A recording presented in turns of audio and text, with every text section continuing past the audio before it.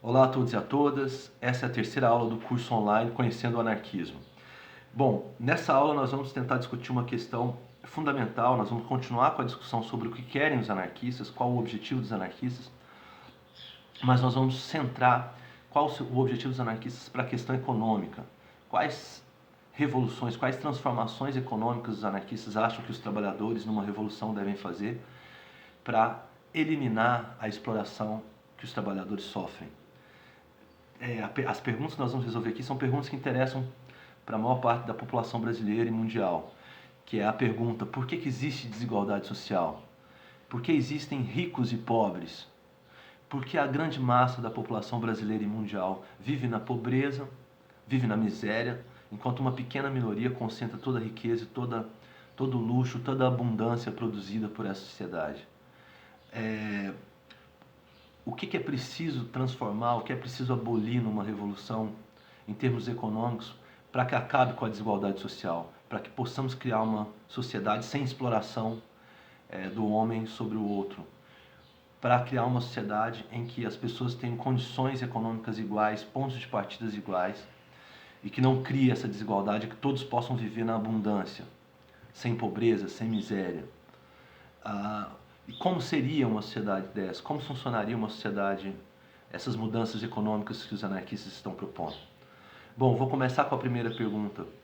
O que cria a desigualdade social? O que cria a diferença entre ricos e pobres? Os anarquistas responderam de forma unânime: o que cria a desigualdade, o que cria a riqueza para alguns e a pobreza para a maioria é a propriedade. Então nós vamos entender aqui o que é a propriedade, por que ela é injusta, por que para os anarquistas a propriedade deve ser abolida. Vamos começar com um exercício de imaginação criado por um anarquista brasileiro, José Oiticica. Ele começou a escrever esse livro dele que se chama A Doutrina Anarquista ao Alcance de Todos, começou a escrever na prisão na década de 20. E é um livro muito simples, muito fácil de ler, muito didático, foi um livro escrito para os trabalhadores. Vale muito a pena ler, eu vou deixar o link do livro na descrição. E nesse livro ele faz um exercício de imaginação que nos provoca a perceber a injustiça que é a criação da propriedade e por que a propriedade cria as desigualdades sociais. José Oiticica vai nos dizer: suponhamos que algum extraordinário inventor lograsse um meio de apropriar-se de todas as águas potáveis e nos impusesse, a troco de água, serviços ou dinheiro. Figuremos ainda que outro se apropriasse da atmosfera e se pusesse a vender-nos balões de ar. Ou ainda outro, captando a luz do sol, nola cedesse por dinheiro. Tê-los-íamos por infames, egoístas. Tê-los-íamos por infames egoístas. O sol, o ar, as chuvas, o mar são dons naturais, e ninguém tem o direito de se apropriar deles para explorar os outros homens, pois os dons naturais são e devem ser, segundo ensina a economia burguesa, gratuitos. Não devemos comprá-los, nem pagá-los com trabalho. Ora, isso que achamos tão monstruoso com o ar, a luz, o mar, as águas pluviais, não nos revolta relativamente à terra. Entretanto, é o mesmo caso. A terra é igualmente dom gratuito da natureza, e ninguém deveria apossar-se dela, nem retalhá-la para explorar o trabalho dos demais homens. É muito interessante esse exercício de imaginação do Zé Oiticica, porque nós, quando nascemos numa sociedade, vivemos sobre um sistema, sobre determinadas relações, determinados valores, nós tendemos a achar que esses valores e essas relações são naturais, são normais, né? E constantemente a gente não vê a injustiça dessas relações. Então, ao fazer essa imaginação, né, e pensar, comparar com a apropriação do ar, o Zé Oiticica nos deixa agoniados. Ele nos fala: poxa, realmente a terra é um dom natural. Como alguém pode se apropriar dela? Mas essa apropriação da terra não é ruim, não é mal, não é injusta só porque a terra é um dom natural, porque é um bem natural. Mas ela é injusta porque ela também vai criar toda a desigualdade social. Então José Oiticica vai dizer: olha, os homens tiram as riquezas necessárias para o seu sustento da terra e das fábricas. É na terra e nas fábricas que os seres humanos, através do trabalho, produzem toda a riqueza necessária para a sua sobrevivência. E se sozinho eles poderiam viver na miséria, trabalhando sozinho, isolado, Ao se associarem e ao desenvolverem tecnologia, os seres humanos foram capazes de produzir em abundância, né? Nós produzimos riquezas grandiosas. Por que então a maioria continua miserável? Justamente porque alguém se apropriou da terra, alguém é dono dessa fábrica. Então, a partir do momento que há a propriedade, que existe o sistema de propriedade, o trabalhador ele já não mais tem direito ao produto do seu trabalho, né? Se você entra numa terra para poder comer, se você precisa estar com fome e pega um lote que está vazio aí e começa a capinar e a produzir nesse lote, logo chega um dono e fala: "Ô, sai daí, esse aqui tem um dono", né? Então veja, no sistema de propriedade, se você quiser sobreviver, você vai ter que trabalhar para esse dono. Você vai ter que vender a sua força de trabalho sem ter direito ao produto do seu trabalho. Ele vai te pagar só um salário em troca do seu trabalho, mas toda a riqueza que você produziu pertence a ele. E a riqueza que os trabalhadores produzem é maior do que o próprio salário delas. Porque se elas produzissem uma riqueza que fosse paga de fato pelo salário, não sobraria dinheiro para pagar o patrão, né? Então o trabalhador ele tem que produzir algo maior, um produto mais caro do que aquilo que ele recebe, porque senão o patrão não conseguiria tirar o seu lucro, né? Então veja que o sistema de propriedade possibilita, cria a existência de classes sociais, uma classe de proprietários e a grande massa de trabalhadores, de despossuídos, de desapropriados, de sem propriedade, que só tem a sua força de trabalho para vender em troca do trabalho, em troca do salário. Essa desigualdade fundamental da propriedade ela vai ser reproduzida a partir do direito de herança, segundo José Oiticica. Um indivíduo nasce, se o pai dele é grande proprietário, tem grandes riquezas, ele herda todas essas riquezas. Então ele nunca vai precisar trabalhar, ele pode, por exemplo, só viver da renda da terra dele. Ele pode só viver do lucro da propriedade dele. Então, esses proprietários, através do direito de herança, vai se perpetuando a desigualdade. De modo que a gente cria uma sociedade que inerentemente se baseia nessa regra que o José Oiticica coloca. Mais tem quem menos trabalha e menos tem quem mais trabalha. Enquanto existir propriedade, será assim, né? A propriedade ela implica justamente na construção do direito para quem é dono, quem é proprietário, ele não precisa trabalhar na sua terra. Ele pode explorar o trabalho de outros. E desse modo, inclusive, ele pode arrendar a terra, ele pode alugar a terra, ele pode explorar o trabalho de outros. Isso significa propriedade. Propriedade não é simplesmente ter a posse e usufruir de algo, né? Propriedade implica no direito absoluto, o direito de uso, como Proudhon dizia, o direito de uso e abuso do domínio sobre a coisa. E nesse direito de abuso está incluído o direito de arrendar, de explorar o trabalho dos outros e ainda assim ser dono de todos os produtos que você mesmo não produziu. Então, nesse tipo de sistema, sempre haverá desigualdade social. Sempre quem mais trabalha vai menos ter. E quem menos trabalha, quem menos precisa trabalhar, sempre vai ganhar mais, vai ter a maior parte das riquezas. Então, veja, essa definição do Oiticica da injustiça da propriedade, da injustiça da apropriação da terra, da propriedade como criação da desigualdade social, ela é bem antiga, os anarquistas vão formular essas teorias desde o início da teoria anarquista, né? O primeiro cara a elaborar uma crítica profunda, densa sobre a propriedade é o Proudhon. O Proudhon ele faz isso numa obra, ele inicia essa crítica à propriedade numa obra muito densa, muito complicada, eu acho muito difícil essa obra, chamada O que é a Propriedade, é uma obra produzida que ele escreveu em 1840, eu vou deixar o link aí dessa obra do Proudhon. Nessa obra ele tenta desmascarar, né, desmontar todos os argumentos de juristas, economistas e filósofos que tentavam defender a propriedade, defender o direito de propriedade.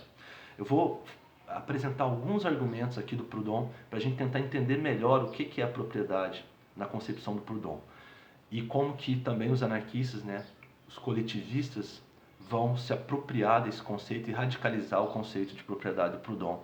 E a proposta do Proudhon, crítica à propriedade.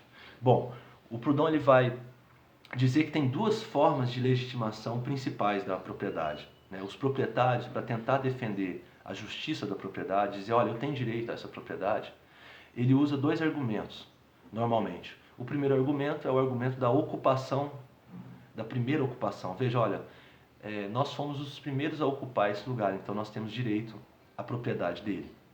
Esse é um primeiro argumento. O segundo argumento é, nós trabalhamos nessa terra, nós alteramos, nós pegamos essa terra virgem e nós trabalhamos nela e logo nós criamos o direito de propriedade sobre ela. Então, o direito de primeiro ocupante e o direito de trabalho, né, produzido pelo trabalho. Proudhon vai dizer, olha, isso tudo é falácia, isso tudo é mentira, isso tudo é besteira.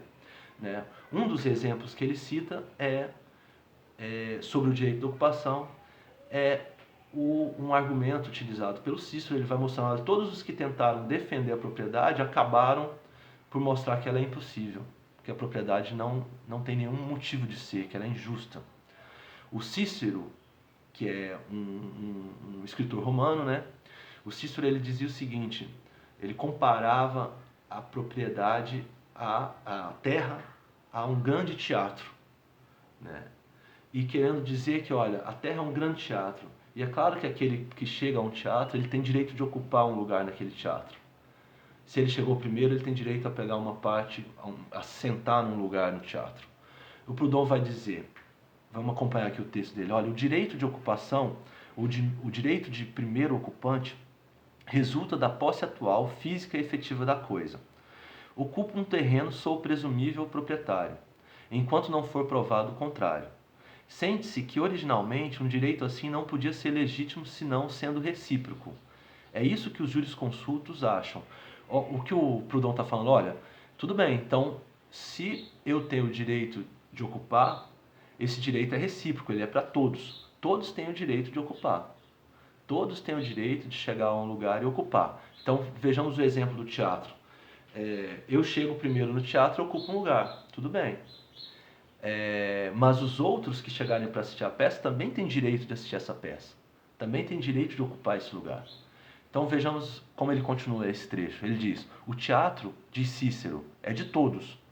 E no entanto, o lugar de cada um aí ocupa, diz-se seu. Evidentemente quer dizer que é um lugar possuído, não um lugar apropriado. Esta comparação anula a propriedade.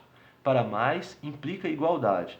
Posso num teatro ocupar simultaneamente um lugar na plateia, outro no balcão e outro nos camarotes? Não, a não ser que eu tenha 3 corpos, como Gervon, ou que exista ao mesmo tempo, ou que eu exista ao mesmo tempo em lugares diferentes, como se conta do mágico Apolônio. Ninguém tem direito senão ao que lhe baste, segundo Cícero. Tal é a interpretação fiel do seu famoso axioma, a cada um que lhe pertence. Então nesse exemplo, nessa crítica do Proudhon ao Cícero, ele vai mostrar o que? Olha, no próprio pensamento do Cícero está implícito a impossibilidade da propriedade. Porque o direito de ocupação, se o ser humano, todo ser humano tem direito de ocupação, esse direito deve ser para todos. Primeiro por aí. Então, o Proudhon vai dizer, olha, o número de espaço que você tem direito, ele está reduzido ao número, ele está limitado ao número de pessoas, ele é alterado de acordo com o número de pessoas que tem para ocupar o espaço. Então, se a Terra é um grande teatro, todos os seres humanos que vivem na Terra têm direito a ocupar essa Terra. Então, eu não posso ocupar a Terra de forma que outros não possam ocupá-la, percam esse direito. Senão, só quem tem direito é um ser humano. E se o direito é para todos, então o direito de ocupar, todos os seres humanos têm direito de ocupar, então a quantidade de espaço que eu ocupo nessa terra, ela tem que ser limitada de acordo com a quantidade de pessoas que existem nela, a quantidade de pessoas que compõem essa sociedade. Segundo lugar, o fato de eu ter direito de ocupar um lugar no teatro não diz nada sobre propriedade, diz sobre a posse, o direito que eu tenho de usar. Né? A posse, então, para o Proudhon é diferente da propriedade. A posse implica nesse direito de eu usufruir, de eu estar naquele lugar e usufruir daquele espaço. Né? Então, o direito que eu tenho, por exemplo, de lavrar uma terra e usufruir dessa terra. Mas é diferente da propriedade, porque a propriedade implica mais coisas. A propriedade implica aqui, por exemplo, no Proudhon, o que nesse momento? Ele vai dizer, a propriedade implica o direito de você ocupar outros lugares que você não está, de você ter propriedade sobre lugares que você não ocupa, que você não usufrui, do qual você não trabalha, né? É como se chegasse no teatro e falasse, não, eu quero 3 lugares, eu, eu tenho direito a ocupar o espaço que eu para assistir a peça. Agora eu vou tomar 3 espaços. Quer dizer, ninguém discordaria quando você chega num cinema, por exemplo, o cara chegou primeiro, pô, ele chegou primeiro, ele tá lá, ele escolheu um lugar, eu não posso chegar nele e falar para ele, vaza daí, eu que vou sentar aí, né? Isso seria um absurdo. Mas imagina se esse cara chega no cinema, ocupa o lugar e ainda guarda 3 lugares para ninguém, é para ele, para explorar aqueles lugares, né? Aí eu vou achar um absurdo, né? Aí sim é uma exploração, aí sim também é um absurdo, porque ele não tem 3 corpos, ele não precisa daqueles 3 lugares. E a propriedade implica na possibilidade de você ter direito às coisas que você nem pode usufruir, né? Que você vai explorar de outra forma. Ou seja, você vai arrendar, você vai alugar, ou você vai explorar o trabalho do outro a partir daquele domínio. Não pode, por exemplo, chegar no cinema e ocupar 3 lugares. Né? Fala, não, esses 3 lugares aí ninguém pode sentar. Ocupar 10 lugares e impedir todas as pessoas de assistirem o espetáculo. Né? Ou então ficar em todas as sessões. Fala, não, eu já tomei, eu fui o primeiro a chegar naquela sessão e agora ninguém mais tem direito.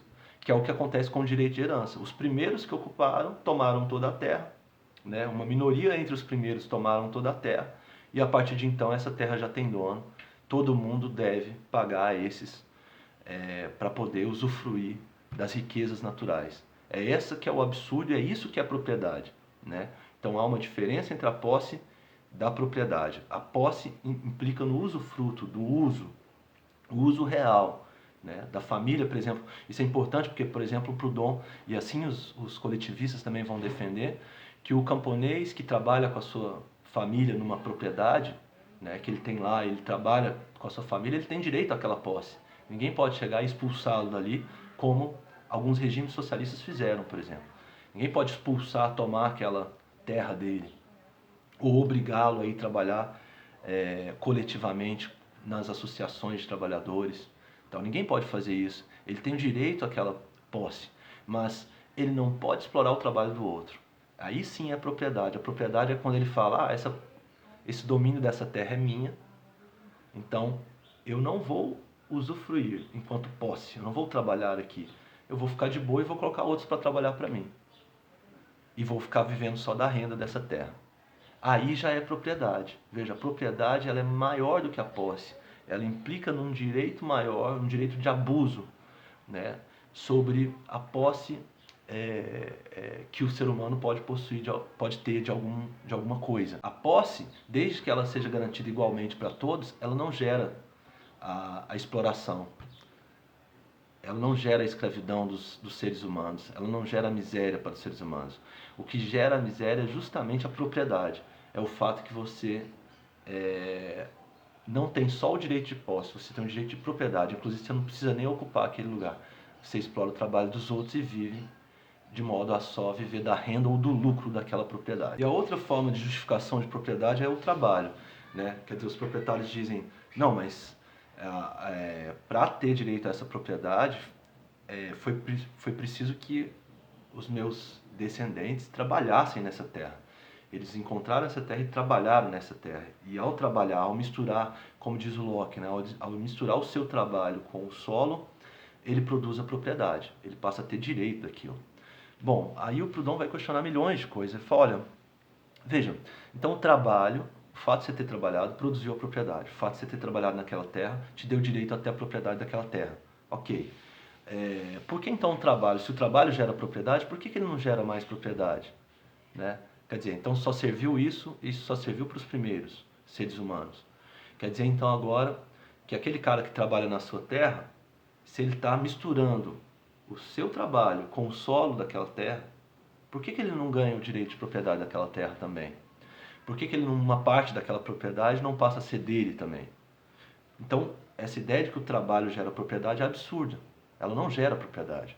Querer dizer que é o trabalho que produziu a propriedade, o Proudhon vai falar mentira, porque a propriedade é justamente o direito no não trabalho. O direito de ter a propriedade dos produtos, de se enriquecer, sem precisar necessariamente trabalhar. Não significa que o proprietário nunca trabalha, mas significa que o direito de propriedade é o direito de explorar o trabalho dos outros. Mais ainda, se o trabalho é que produz a propriedade, por que os proprietários, então, não perdem suas propriedades quando eles não estão trabalhando mais nas suas terras? Né? Por que então essa terra não passa a ser a propriedade daqueles trabalhadores que trabalham ali, e não mais dele, já que é o trabalho que produz a propriedade? Então ele diz, não é verdade, o trabalho não produz a propriedade. O trabalho pode no máximo produzir a posse, o direito ao usufruto daquilo que você e da ocupação daquele lugar, mas ele não pode jamais tornar eternamente aquilo seu e que você possa usar de forma a explorar o trabalho dos outros. Na verdade, a propriedade cria o direito ao não trabalho, o direito à exploração do trabalho dos outros, né? E não mas os proprietários tentam se justificar, se legitimar a propriedade a partir da ideia de que elas que ele consegue aquela propriedade porque ele trabalhou nela, né? E se for assim, então só os mortos também têm direito ao trabalho. O trabalho produzia propriedade, agora ele não produz mais, porque as propriedades já foram apropriadas e agora quem trabalha tem que trabalhar para esses proprietários. Então não faz sentido, é absurdo, é ilógico, é injusto, né? É o que o Proudhon está falando. E mais, o trabalho,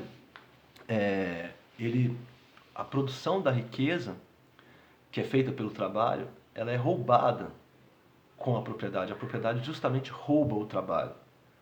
E aí nós vamos entender isso usando alguns exemplos aqui, algumas críticas a um autor chamado Rothbard. Gostaria de analisar um trecho da parte dele, para a partir desse trecho tentar ir criticando a propriedade, a concepção de propriedade dele, mostrando por que não faz sentido o que ele está falando numa perspectiva dos anarquistas, né? Como que os anarquistas olhariam isso como um absurdo. O Rothbard, para quem não sabe, é o ícone do que ficou conhecido como anarcocapitalismo, né?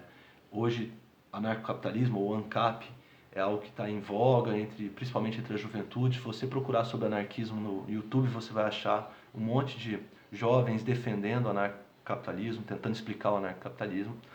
E o Rothbard é o grande ícone dessas pessoas que se definem anarcocapitalistas.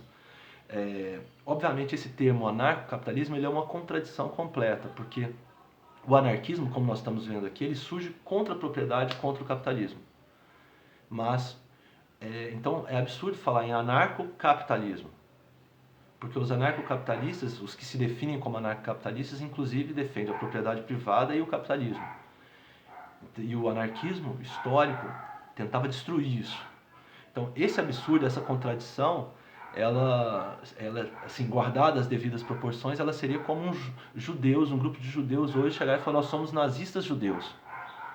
Ora, como nazistas judeus, vocês não podem ser nazistas, porque os nazistas são antissemitas, são anti-judeus. O nazismo, historicamente, tentou exterminar completamente os judeus.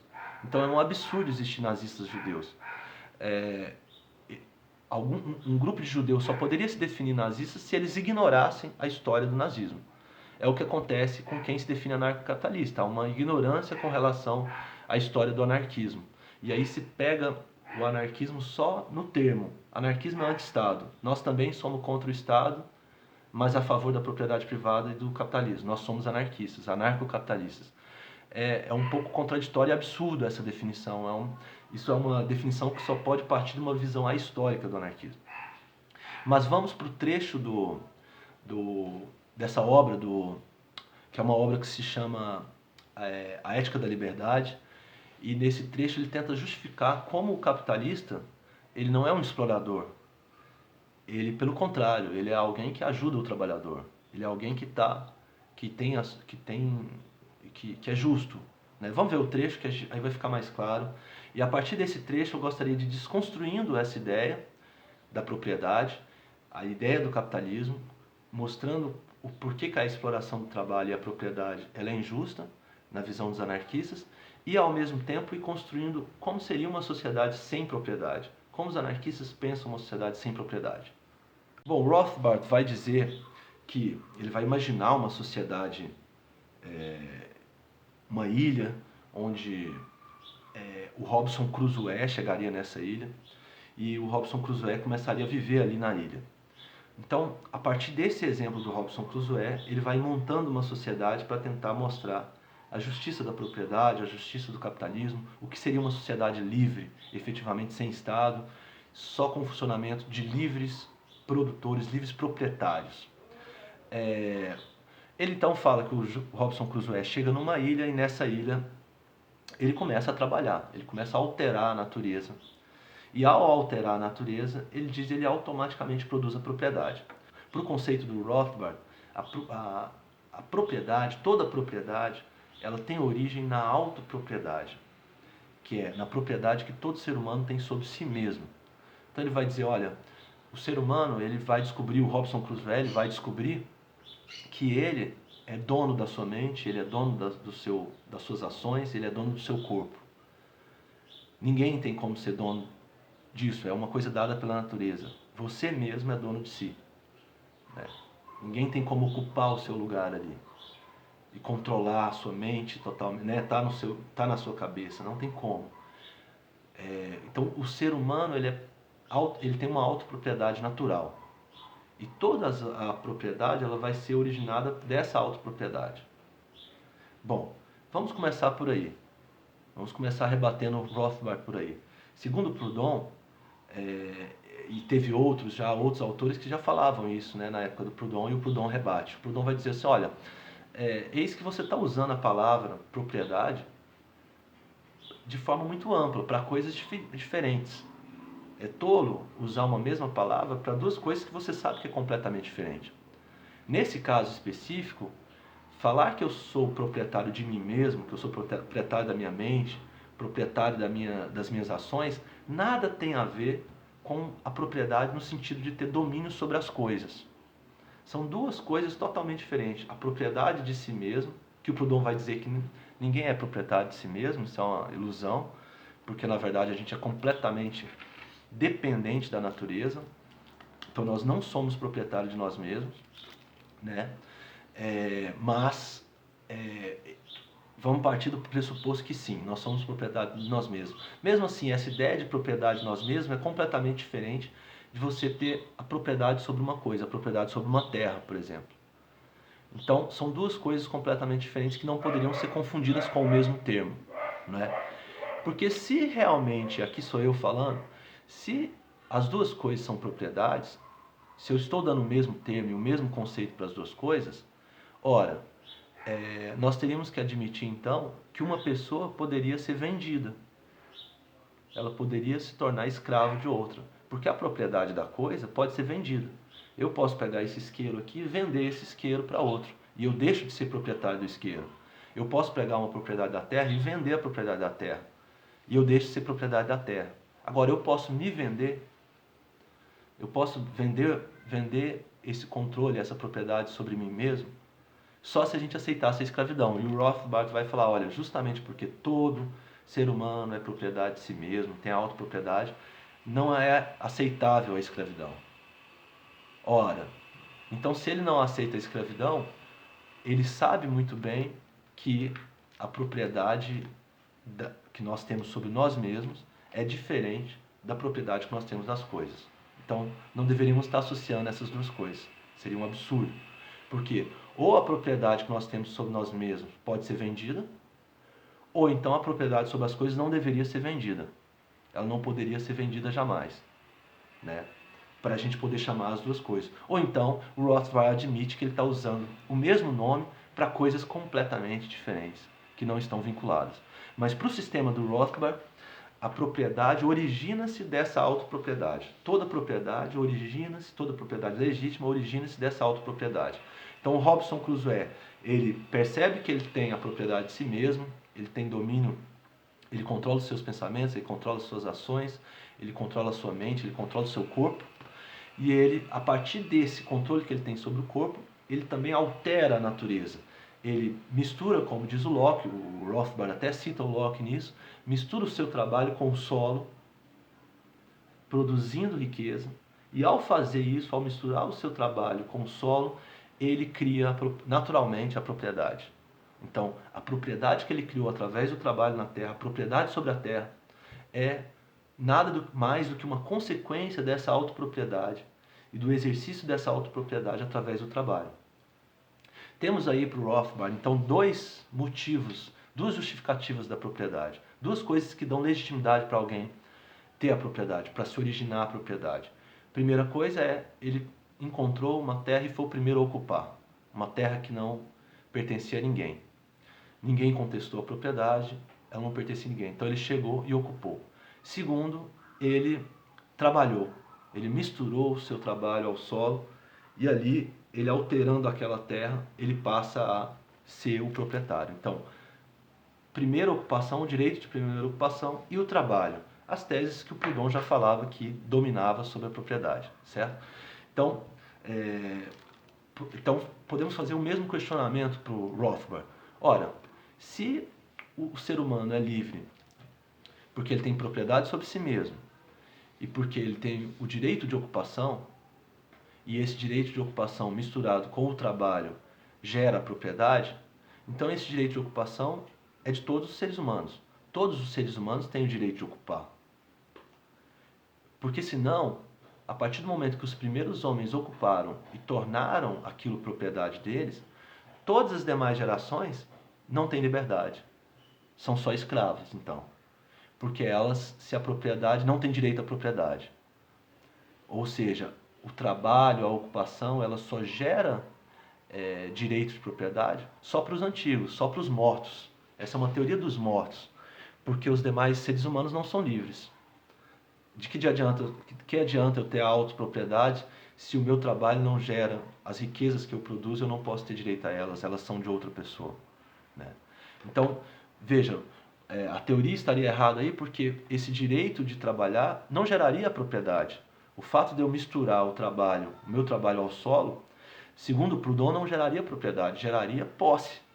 Geraria direito de continuar trabalhando, de usufruir daquilo que eu estou trabalhando, mas jamais poderia gerar a propriedade que tornaria aquilo seu, que inclusive te possibilitaria, e aí por isso é propriedade, né, vender, alugar, arrendar e não precisar do trabalho.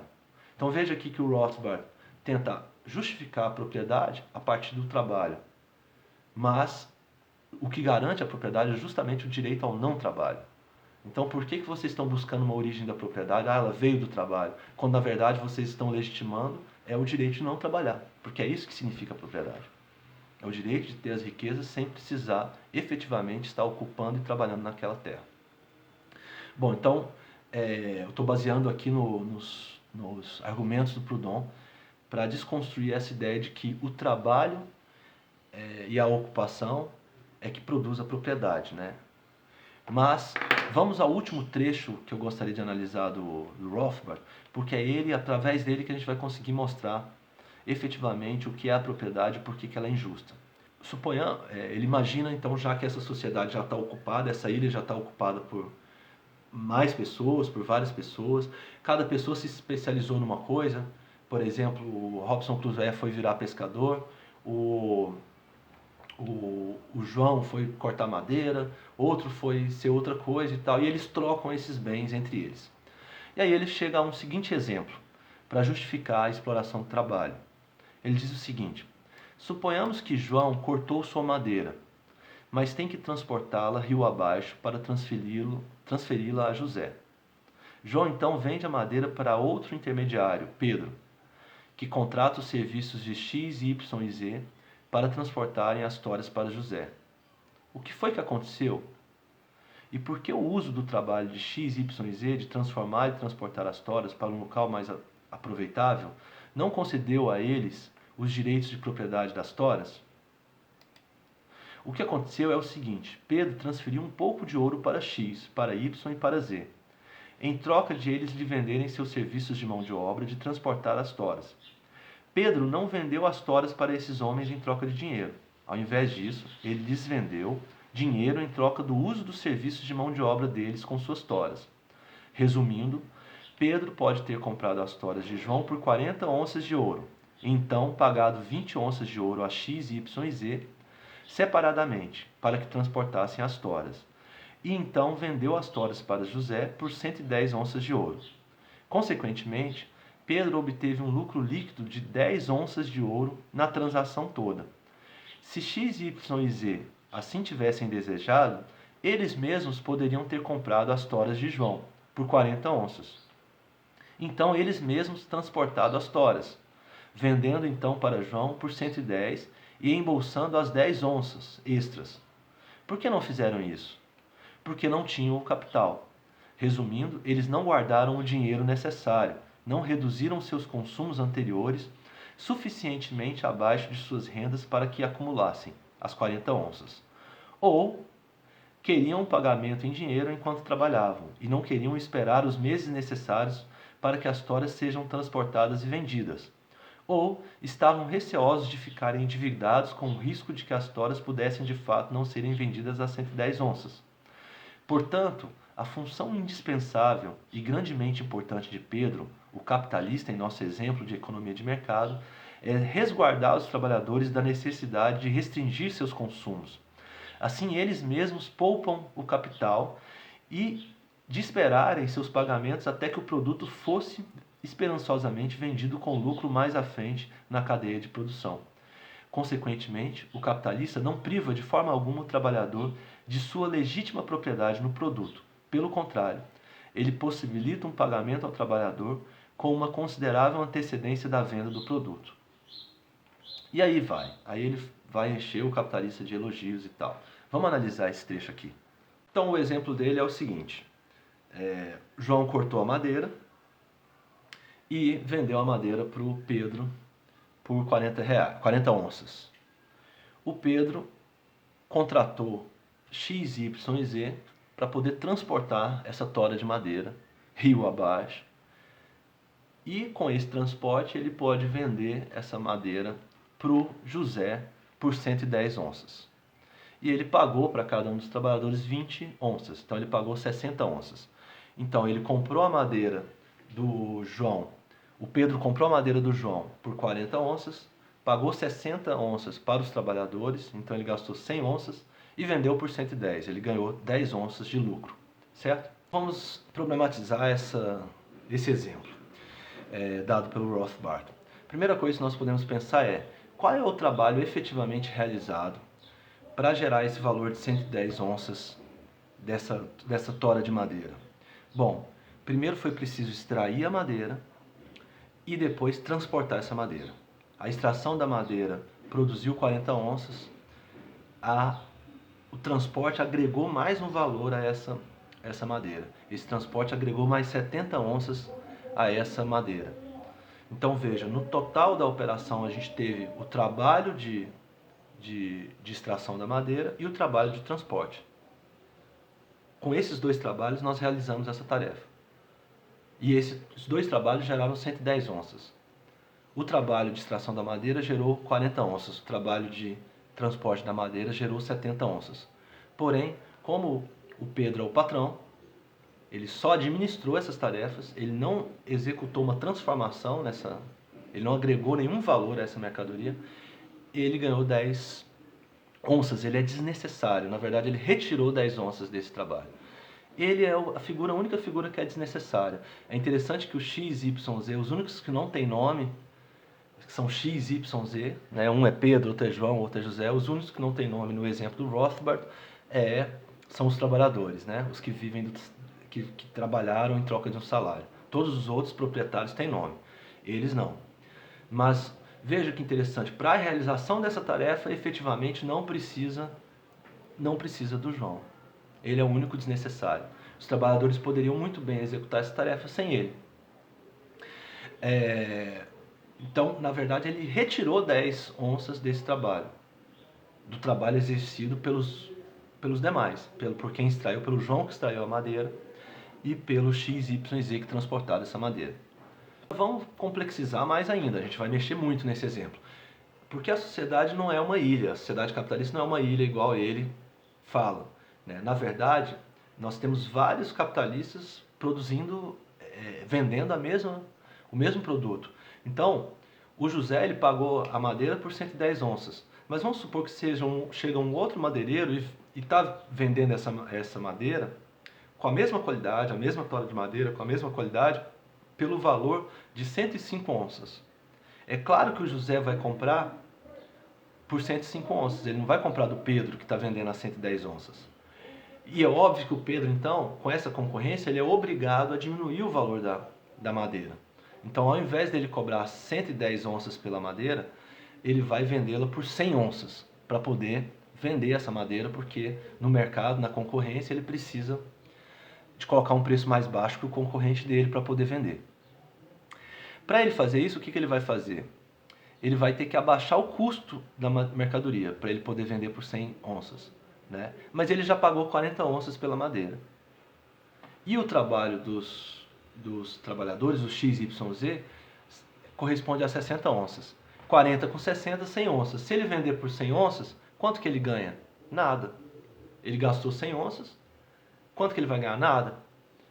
Então a única forma dele ganhar, e essa é a regra do sistema capitalista, essa é a regra dessa sociedade do livre mercado, que o mercado, como existe a propriedade, o mercado obriga o proprietário a diminuir, tirar o seu lucro de algum lugar.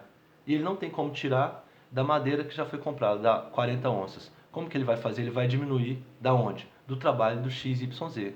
Então, ao invés de pagar 60 onças para XYZ, a única forma dele lucrar é pagar 50 onças, é retirar do valor dos trabalhadores para poder ganhar o seu lucro. Todo lucro é retirado do valor do trabalho. Então, essa é uma regra, e isso o Proudhon já tinha estabelecido ali no que é propriedade. Né?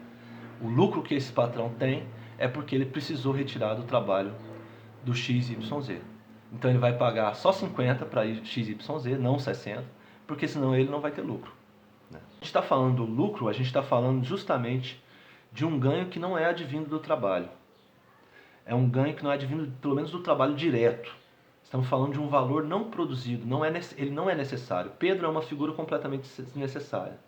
As operações necessárias para que a atividade fosse realizada, Pedro é o único que é desnecessário aí. A gente precisa ter alguém para extrair a madeira, a gente precisa ter alguém para transportar a madeira. Mas nós não precisamos ter um Pedro para só atravessar. Pedro é simplesmente o atravessador. Ele é o atravessador. Todo o trabalho que ele executa é de atravessador, um trabalho de administração, de contatos, de relações que poderiam ser feitos pelos próprios trabalhadores. Se a gente eliminar o Pedro, eliminar o patrão, toda a operação vai ser feita do mesmo jeito. Cortou a madeira, transportou a madeira. Só que os trabalhadores vão ficar 10 onças mais ricos, porque o Pedro está roubando essas 10 onças. Então, eles vão vender por 100 onças para o José, a madeira, mas eles vão ter 60. Eles não vão ganhar 50, eles vão ganhar 60. Quem que está tornando o trabalhador mais pobre? O Pedro. Vamos complexizar mais ainda. Né? Nós podemos dizer que nesse sistema, o trabalhador ele só vai aceitar 20 onças, 10 onças ou 5 onças pelo trabalho se ele não tiver outro pagamento melhor. Essa é a lei do livre mercado. Logo, ele não aceita porque é justo, mas porque ele não quer morrer de fome. Quando ele aceita 5 onças, quando, por exemplo, o patrão estava pagando 20 e paga a passar 5 onças porque o mercado diminuiu, ele só vai ter trabalhador para aceitar 5 onças porque esses trabalhadores precisam daquele trabalho, eles não querem morrer de fome. Então não é uma troca entre iguais, igual os anarcocapitalistas querem dizer. Não é uma troca entre proprietários iguais, poderosos e tal, donos de si mesmo. É a troca entre alguém que detém um acúmulo do capital, ele detém toda a propriedade, ele fala que é porque ele poupou e o outro não poupou. Ora, não, é porque pode ser por vários motivos que ele detém o capital, inclusive por herança. Pode ser porque ele tomou uma terra e disse é dele e usou a força para se impor sobre a terra. E com isso ele conseguiu acumular capital. Pode ser através do roubo. Não importa a forma como ele conseguiu, o que importa é que para esse sistema funcionar é preciso que alguns sejam ricos e outros sejam pobres. Porque esse pobre tem que aceitar, ao invés de ter direito à propriedade, ao valor total do trabalho dele, que seria 70 onças, ele aceita ser pago 60 onças, ele aceita ser pago 50 onças, ele aceita ser pago 5 onças. E para o patrão, se o trabalhador aceitar 5 onças, ele vai pagar 5 onças, porque o lucro dele vai aumentar. Quanto menor o valor que ele pagar para o trabalhador, que ele puder pagar, porque é o mercado que define esse valor, né? Quer dizer, se tiver trabalhadores que aceitam trabalhar nessa função por 5 onças, então ele vai pagar 5 onças. Né? Porque aí ele vai ter um lucro muito maior. Então, veja, a gente chega a um ponto, a um tipo de sociedade, em que quanto mais pobre a maioria ficar, mais rico uma minoria fica. Vamos imaginar agora uma outra situação. Vamos imaginar que o valor da mercadoria, o valor dessa tora de madeira, aumente. Vamos supor que ela fosse para 200 onças, que o José está disposto a pagar 200 onças por essa madeira. Então seria de imaginar que os capitalistas, como eles são ótimos, protegem os trabalhadores, eles aumentariam os salários dos trabalhadores, não é? Mas pela lógica do sistema capitalista, não, isso não acontece. Porque a gente diria, a mercadoria está sendo vendida melhor, então melhor para os capitalistas, melhor para os trabalhadores. Não é verdade. Veja, quem define esse valor da mercadoria é o mercado. Quem define o valor do trabalho é o mercado. Então, se por acaso a mercadoria for vendida por 200 onças e o trabalhador, tiver trabalhador que por estar na miséria, por estar na fome, por não ter propriedade, por não ter nada, se dispõe a trabalhar por 5 onças, então ele vai continuar pagando 5 onças. E aí ele vai lucrar todo o restante. Vamos imaginar agora ainda que o Pedro, ele não faça só essa operação, ele faça várias vendas de madeira ao mesmo tempo. Por dia, ele vende 10 toras de madeira. Então ele tem 3 trabalhadores vezes 10. Para cada transporte de madeira, ele tem 3 trabalhadores. Então ele tem aí 30 trabalhadores que precisam, cada um deles, de um dia inteiro para poder transportar a madeira. Esses trabalhadores, eles ganham 20 onças cada um, no exemplo dado pelo Rothbard. Eis que o patrão, por dia, ele vai ganhar 1000 onças. 10 onças vezes 10. Ele vai ganhar 1000 onças, enquanto cada trabalhador vai ganhar 20 onças. Ou seja, esse patrão, que não realizou nenhuma tarefa útil para agregar valor àquela operação, né, aquela mercadoria, ele vai estar ganhando 1000 onças por dia, enquanto cada trabalhador vai ganhar 20 onças por dia. Ou seja, é óbvio que o sistema de propriedade produz uma desigualdade absurda e profunda. E sempre vai produzir. Saindo do mundo ideal do Rothbard e indo para o mundo real, como ele realmente funciona hoje, nós vamos dar um exemplo aqui do funcionamento do sistema de propriedade a partir de uma categoria de trabalhadores. Eu vou usar esse exemplo porque é uma categoria que eu conheço melhor, o funcionamento do trabalho, que é a categoria de catadores de materiais recicláveis. Como que funciona efetivamente toda a cadeia produtiva da reciclagem, ou pelo menos o começo da cadeia produtiva da reciclagem. Eu vou dar o exemplo, explicar direitinho como funciona para que a gente possa ver primeiro o funcionamento do sistema de propriedade e o que significa abolir a propriedade. O que significava para os anarquistas, vou tentar a partir desse exemplo, mostrar o que significava para os anarquistas a abolição da propriedade e como funcionaria uma sociedade sem propriedade. Vamos ver se eu consigo fazer isso aqui, né? Olha, os catadores, a primeira tarefa da reciclagem é a coleta do material reciclável. Quer dizer, as pessoas usaram, jogaram fora, jogaram no lixo ou jogaram na coleta seletiva o material. Vamos supor que não há coleta seletiva, como é a maior parte do Brasil, as pessoas jogam no lixo o material reciclável. E aí a primeira tarefa, a primeira parte do trabalho da reciclagem no Brasil é a coleta feita pelos catadores. Os catadores normalmente pegam seus carrinhos e saem nas ruas, abrindo a lixeira das pessoas e tirando o material reciclável dali. Esse é o primeiro trabalho necessário para a cadeia produtiva da reciclagem. Quando eles retiram esse material, eles colocam nos carrinhos, trabalham horas e horas, 12 horas por dia andando aí com seus carrinhos pesados. Eles chegam no galpão, separam esse material, né? PET branco com PET branco, PET verde com PET verde, garrafinha, papelão. Separa cada material a partir da sua propriedade, da sua característica própria e pesa esse material na balança do dono do galpão. Ao ser pesado esse material, cada material desse, o quilo desse material tem um valor, né? Então vou dar aqui um valor que era o valor exato que era pago em alguns depósitos de Goiânia há 10 anos atrás. Tá? O papelão era pago 5 centavos o quilo do papelão. Então vamos supor que o catador coletou todo esse material, levou para o galpão, separou, pesou o papelão e ele tem 100 quilos de papelão. O papelão a 5 centavos, então ele ganhou 5 reais do dono do galpão. O dono do galpão vai lá e dá 5 reais para ele, dos 100 quilos de papelão que ele coletou e carregou e transportou para o depósito. Ele ganha 5 reais desse papelão, porque o valor que o dono do galpão paga é 5 centavos, o quilo do papelão. Ok, o que esse dono do galpão vai fazer? Ele vai ter, depois de foi pesado o material, foi pesado por um balanceiro, que normalmente é um catador que trabalha como balanceiro. Aí esse material, normalmente ele vai para uma prensa, e aí você tem um cara que trabalha na prensa, um catador que fica lá trabalhando na prensa, prensando o papelão. E ao prensar o papelão, acumular, armazenar e prensar esse papelão no galpão, ele é vendido para uma outra empresa. Essa empresa pode inclusive buscar lá, ou então o dono pode levar esse material para a empresa. Mas vamos supor que a empresa foi lá buscar, uma empresa de reciclagem, foi lá buscar esse material nesse depósito. Esse dono da empresa vai pagar, e na época era esse preço, ele pagava 27 centavos o quilo do papelão para o dono do depósito. Então veja, o catador coletou o material, um catador pesou o material, um catador prensou o material. E com esse trabalho, o material que valeu 5 centavos para o catador, passou a valer 27 centavos para o dono do depósito. Foi vendido a 27 centavos. Bom, o dono do depósito ele tem vários catadores que trabalham para ele, né? Todos os dias coletando. Então ele ganha aí esse lucro todo em cima do trabalho de vários catadores, né? Não significa que os donos de depósito sejam necessariamente ricos, tá?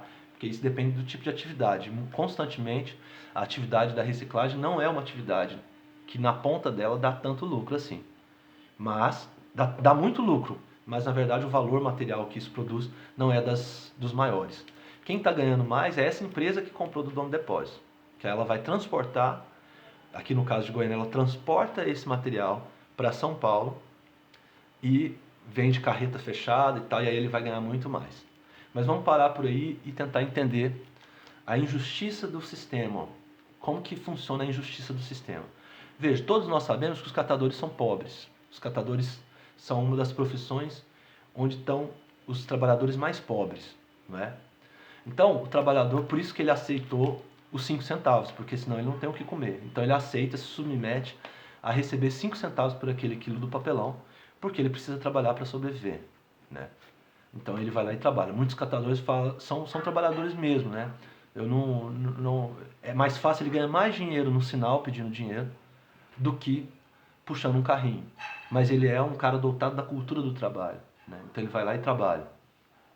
Mas veja como funciona o sistema. Por que os catadores são pobres? Por que os catadores são miseráveis? Por que a renda deles é tão baixa? Porque eles não são donos dos carrinhos, porque eles não são donos do galpão, onde é necessário armazenar o material para poder fazer uma venda, para poder ter uma quantidade de material capaz de vender para a empresa de reciclagem, porque eles não são dono da balança e eles não são dono da prensa. Eles não têm a propriedade, nem dos instrumentos de trabalho necessários para exercer a tarefa da coleta e venda do material reciclável. Então a única coisa que falta aos catadores, porque eles têm toda a força do trabalho, mas falta a eles a propriedade. É justamente porque o dono do galpão tem os carrinhos, porque ele tem o galpão, porque ele tem a prensa, porque ele tem a balança, que ele consegue explorar o trabalho dos catadores, colocar os catadores para trabalhar para ele e ganhar um lucro, uma renda bem maior do que a dos catadores, né? Então, nesse sistema, se continua a propriedade, os catadores podem trabalhar, que eles continuarão pobres, né? Ninguém vai conseguir ficar rico coletando material, papelão na rua. Não vai conseguir, porque ele continua vendendo a 5 centavos. Qual a única forma dos catadores melhorarem a sua renda, melhorarem a sua vida? A única forma é se apropriando dos instrumentos de trabalho. Primeiro, o catador tendo o seu próprio carrinho, por exemplo, é uma forma. Porque aí ele pode escolher qual depósito vender. Se ele tivesse o carrinho, ele já não ficava tão na mão desse deposeiro. Mesmo assim, alguns catadores têm o seu carrinho. Então ele vai num depósito, está pagando 5, no outro está pagando 6, no outro está pagando 5. Então ele precisa ter mais, ele precisa ter o galpão, ele precisa ter a propriedade dos carrinhos do galpão, da prensa e da balança. Se ele tiver isso, esses catadores passarão a receber 27 centavos do material deles. Claro, eles vão tirar o custo do aluguel do galpão, seja ou água, energia e tudo mais, mas mesmo assim, tudo isso será suficiente para pelo menos duplicar a renda dos catadores, simplesmente porque ele passou a ser dono da propriedade, dos instrumentos de trabalho. Então, quando os anarquistas estão falando do fim da propriedade, o que eles estão falando é o quê? Quem trabalha precisa se apropriar dos instrumentos de trabalho, dos meios de produção. Porque enquanto eles não tiverem esses instrumentos de trabalho, enquanto esses instrumentos de trabalho tiverem um dono, um patrão, os trabalhadores serão pobres e esses patrões serão ricos. Então, como que os catadores resolvem o seu problema? Quando eles criam, por exemplo, uma associação de catadores e passam a ter, essa associação passa a ter os instrumentos de trabalho, então passa a ter o galpão, a prensa, a balança e os carrinhos. Então, os catadores passam, cada catador, a trabalhar para ganhar 27 centavos do seu papelão e não mais 5 centavos no papelão. Então veja como o domínio, o controle sobre a propriedade é a única forma dos trabalhadores se livrarem da exploração, né? Se livrarem da apropriação sobre o seu trabalho que é feita pelos atravessadores, pelos patrões, pelos senhores, pelos proprietários, né?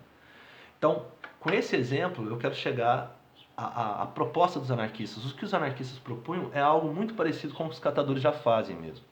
O que eles propunham os coletivistas, eles falavam o seguinte: olha, é preciso expropriar toda a propriedade dos patrões, é preciso abolir o direito de propriedade, expropriar todos os instrumentos de trabalho das grandes indústrias, das grandes terras.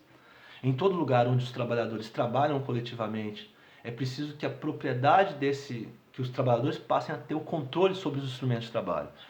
Então é isso, os catadores passam a ser donos dos galpões, os catadores passam a ser donos dos seus carrinhos, os catadores passam a ser donos da balança, da prensa. E com isso, a própria associação dos trabalhadores que passa a gerir coletivamente o trabalho. Então não existe mais alguém que só faz o trabalho de administração. Esse trabalho de administração é feito pela própria associação, do jeito que a associação quiser. Pode criar uma diretoria, pode criar um grupo, mas desde que a participação seja de todos. Todos os trabalhadores sejam legitimamente, né, estejam decidindo coletivamente o rumo. Ele não tem mais patrão. É o fim do patronato, né? Então, uma revolução social anarquista, ela propõe que a propriedade seja expropriada e ela passa a ser dos próprios trabalhadores. Bom, então os trabalhadores passam a ser os proprietários. Mas aqui o termo proprietário, entre aspas, porque vejam, significa que os trabalhadores passam a ter a posse sobre os instrumentos dos seus trabalhos, né? Mas ele não pode ser o proprietário, justamente porque proprietário significaria que ele poderia explorar o trabalho do outro. Então vamos supor, um catador, se ele fizer o seu próprio carrinho, numa sociedade anarquista, né? O catador faz o seu próprio carrinho, ele pega um ferro lá, começa a trabalhar e faz um carrinho. Ele pode ter direito a esse carrinho? Sim, claro. Ele pode ter a posse desse carrinho. E ele pode trabalhar com esse carrinho e se associar com quem ele quiser. E aí o livre direito de associação, a associação livre dos trabalhadores, né? Os trabalhadores devem ser livres para se associar com quem quiser. E ele pode trabalhar sozinho, ou ele pode, se ele achar melhor, se for melhor para ele, normalmente vai ser, é melhor ele trabalhar associado, porque ele ainda vai ganhar muito mais, né? Então, esse trabalhador, ao invés dele, ele pode ter a posse do carrinho dele e trabalhar sozinho. O que ele não pode é, por ele ter a posse desse carrinho, o que ele não pode é ter a propriedade, que seria, eu tenho um carrinho, eu vou colocar alguém, outro catador para trabalhar no meu carrinho, e eu vou ficar de boa e vou receber só a renda. Vou pagar 5 centavos para esse catador, pelo papelão dele, e vou vender por 27 centavos. Ou seja, ele se torna de novo o atravessador, ele se torna o proprietário, ele se torna o explorador. Então, a abolição da propriedade significa o fim, não significa o fim da posse, né? Significa o fim da possibilidade de alguém, por ter posse sobre algo, ter a propriedade desse algo, ou seja, poder explorar o trabalho dos outros. Então, a mesma coisa na terra, como eu já dei o exemplo. Um camponês, uma família de camponês, Bakunin deixava claro, ela não pode ser expropriada, né? Ela tem que ter o direito de trabalhar naquela terra, mas ela não pode ter a propriedade, ela não pode explorar o trabalho do outro, nem transferir essa terra como herança só para aquele que ela quer, né? Então é a abolição da propriedade, a abolição do direito de herança. Dessa forma, todos os instrumentos de trabalho fazem, pelo menos das grandes indústrias, das grandes fazendas, onde há necessidade de trabalho coletivo, todos os instrumentos de trabalho passam a pertencer a associações de trabalhadores. Associações dos trabalhadores urbanos, né? Os trabalhadores das fábricas, das indústrias, a associação dos trabalhadores do campo, dos camponeses, dos trabalhadores do campo, passam a ser dono dos instrumentos de trabalho, passam a ter a posse dos instrumentos de trabalho. E esses instrumentos de trabalho são usufruto de todos os trabalhadores associados, de todos os que quiserem se associar, né?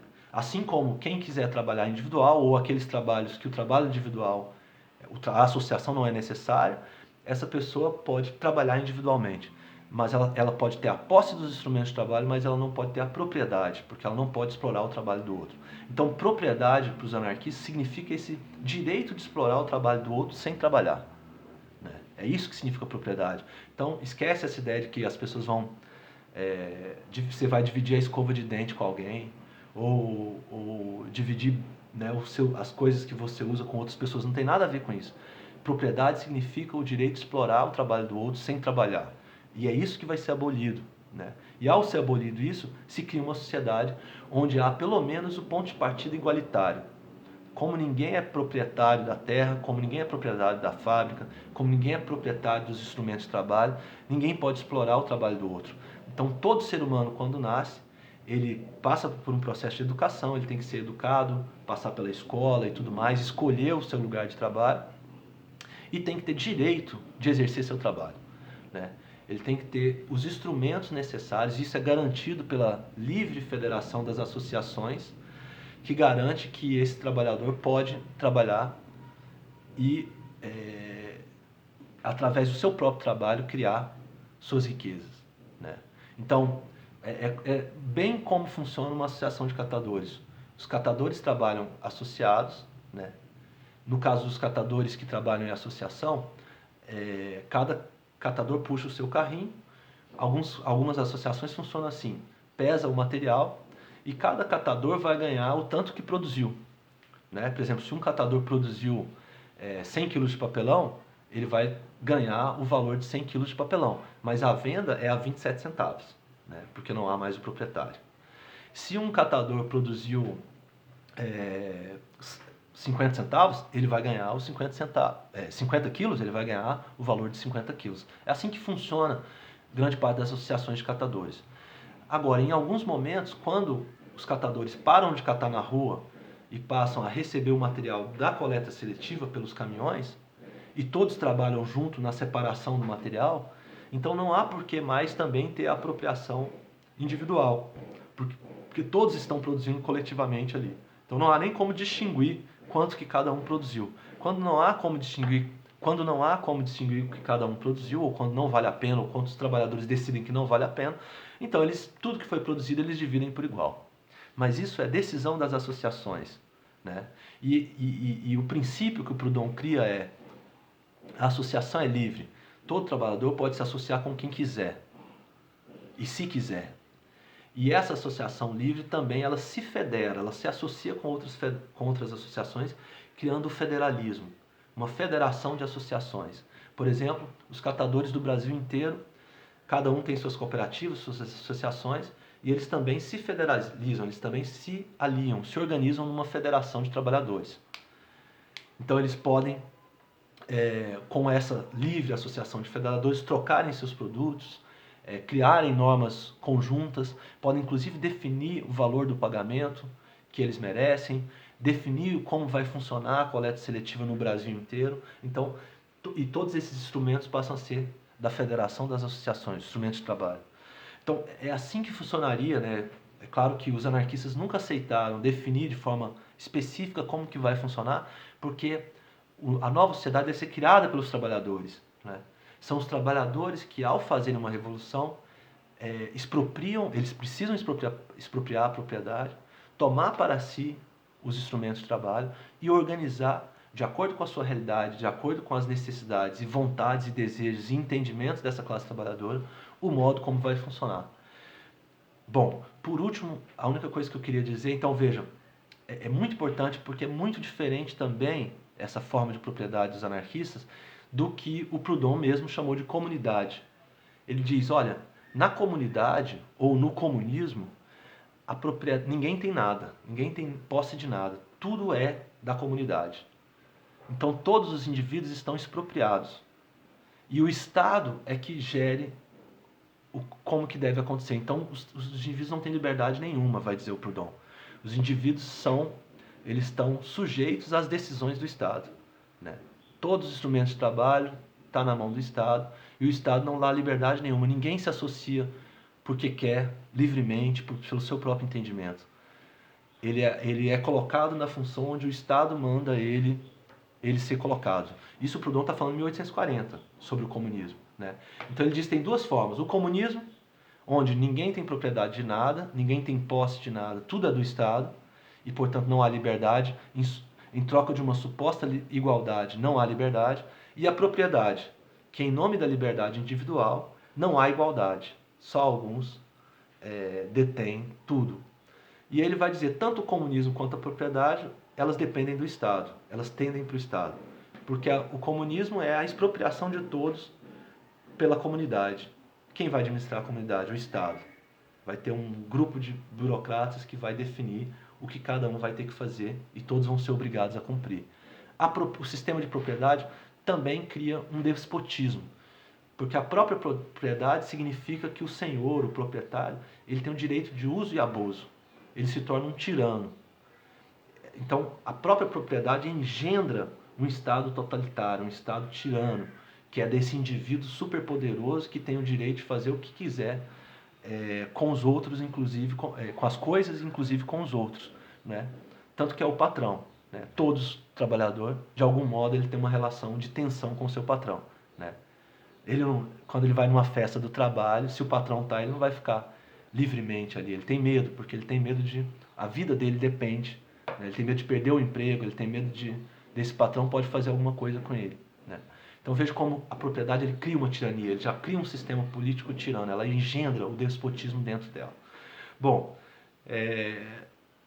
daria para ser muito mais profundo, né? Daria para desenvolver, trazer mais documentos e tal, mas infelizmente nessas 2 semanas que eu atrasei nesse vídeo eu tive vários problemas aí, então não deu para aprofundar tanto, mas eu espero que isso seja pelo menos um ponto de partida para a gente começar a pensar a concepção de propriedade dos anarquistas e por que é necessário para eles a abolição da propriedade e a criação de uma sociedade livre. Alguns princípios que estão garantidos, né? Quer dizer, primeiro, o direito de associação e o princípio que o Proudhon criou, que é o princípio de reciprocidade, né?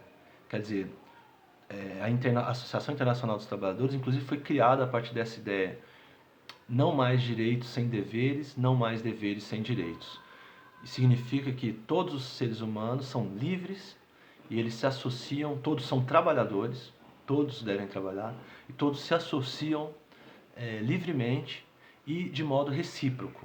Uma associação é uma associação entre pessoas livres que se associam porque acham necessário, o Proudhon até fala, a associação ela vai ser natural, ela vai ser feita pela necessidade mesmo das coisas. Tem trabalhos que são necessários à associação, então essa associação não vai responder mais uma imposição do Estado, uma imposição da fome pelo domínio da propriedade. Ela vai responder à imposição das necessidades naturais, as necessidades dos serviços, dos bens, que vai impulsionar as pessoas a se associarem, a produzirem, a trabalhar, né? E de forma que essa associação seja recíproca, ou seja, todo indivíduo dessa associação, todo trabalhador dessa associação tem direitos iguais, né? Ela tem direitos e deveres, né? E se eu exerço e eu quero reciprocidade por aquilo que eu exerço. Assim como a associação entre as associações, a federação dessas associações, também é produzida a partir dessa ideia de reciprocidade ou de mutualidade, que o Proudhon chamava, né? Então, esse princípio da mutualidade, da reciprocidade, é que vai ser utilizado e radicalizado pelo Bakunin e pelos primeiros anarquistas, por aqueles que vão criar um projeto mesmo, que vai ser chamado de um projeto de transformação, atuar junto aos trabalhadores, criando essa ideia de uma revolução. E dentro dessa revolução, além de expropriar o Estado, é necessário expropriar a propriedade, destruir o Estado e abolir a propriedade, fazendo com que os trabalhadores, que todos os instrumentos de trabalho passam a ser posse de todas as associações, as livres associações de trabalhadores. Essas federações de associações, elas, à medida que elas se associam, elas criam essa reciprocidade, o seu livre acordo, os direitos e deveres de cada um, igualmente, e todas as pessoas só são obrigadas só estão na associação se elas quiserem, né? Não há problema nenhum você trabalhar sozinho, você não está em nenhuma associação. E ainda assim você vai poder estar participando efetivamente daquela sociedade a partir do seu trabalho e a partir de livres acordos estabelecidos com as associações e com outros trabalhadores. Esse é, em geral, os princípios fundamentais de uma sociedade, do funcionamento de uma economia coletivista. Veja que outro princípio é cada um recebe de acordo com o seu trabalho, né? Veja que aqui a gente não falou que como a propriedade não pertence ao Estado, ela não é também uma propriedade comunista. Para os coletivistas, essa propriedade, cada um vai receber de acordo, deve ter direito aos produtos do seu trabalho, de acordo com o seu próprio trabalho, né? Então, se eu quiser trabalhar menos, inclusive eu posso trabalhar menos, mas eu vou receber menos. Eu vou ter menos acesso aos produtos produzidos, né? Mas ninguém tem o direito de roubar o meu produto. Nem o meu direito de trabalhar, nem o meu acesso aos instrumentos de trabalho. Esses são os princípios de uma sociedade coletivista, né? Eu não vou entrar nessas questões, mas quem quiser pesquisar, depois vai haver uma ruptura com essa ideia de coletivismo, vai ser uma ruptura com o bakuninismo, que vai estabelecer a ideia de anarcocomunismo. O anarcocomunismo, em geral, ele passa até a ideia de que as pessoas não recebem de acordo com o seu trabalho. Todo produto produzido também deve ser da comunidade, deve ser da coletividade, da comunidade. Então, todos esses produtos também são acesso de todos. Então, tudo que foi produzido pela sociedade é de todos, vai para os armazéns, para as lojas, e todos possam pegar aquilo que precisam. Então, seria a cada um conforme suas necessidades, não a cada um conforme o seu trabalho, como é o princípio que o Bakunin e os coletivistas definiram. Bom, vai ter uma grande polêmica entre os anarquistas por isso. Hoje atualmente, mesmo os anarquistas fazem várias interpretações sobre essa ruptura do anarcocomunismo para o coletivismo.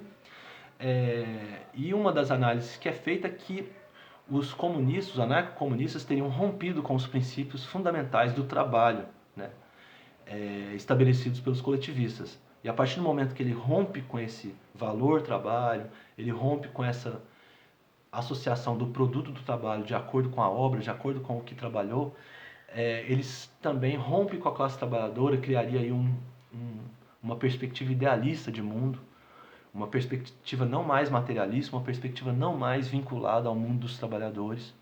E isso daria vazão para várias outras alterações no anarquismo ou deturpações do anarquismo original, mas rupturas com o anarquismo original. Não vou entrar nessas questões porque esse vídeo já está grande demais também. Na próxima aula a gente vai discutir então a questão do Estado. O que é autoridade para os anarquistas, o que é efetivamente autoridade, por que abolir a autoridade e como seria uma sociedade sem Estado. Acho que aqui a gente já conseguiu avançar um pouco nessas questões, mas vamos conseguir avançar mais na próxima aula. Obrigado.